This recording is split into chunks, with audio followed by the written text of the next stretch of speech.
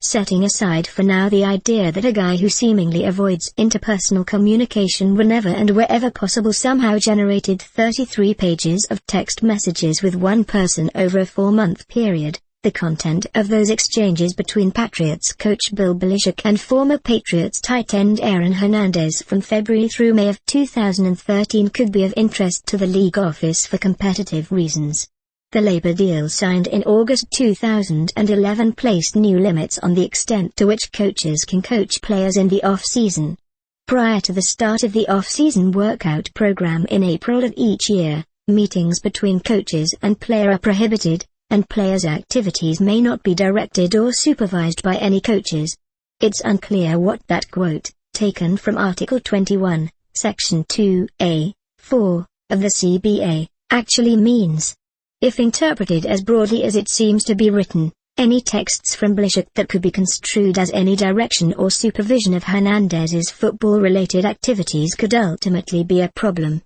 This assumes that the league or the NFLPA would even be inclined to do anything about it. The Peyton Manning, Adam Gase Tuscaloosa rendezvous was by all appearances swept under Nick Saban's pile of Little Debbie wrappers. The folks in charge of enforcing the rules seem to realize that there's some play in the joints, especially when contact during non-contact practices blows out a guy's knee without consequence. Other than the blown-out knee.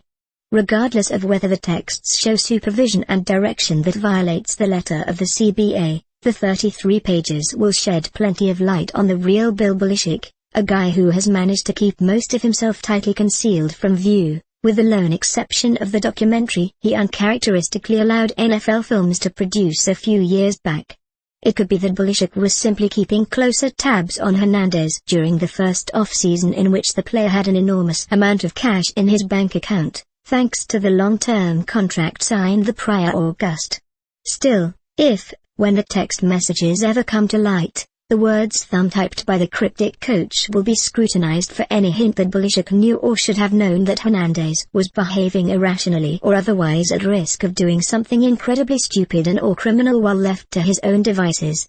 And if there's any plausible reason to think that Belichick feared Hernandez was heading down the wrong path only a few weeks before allegedly killing Odin Lloyd and failed to do anything about it, the questions will get a lot more serious and pointed than whether Belichick was coaching players at a time on the calendar when coaching wasn't allowed.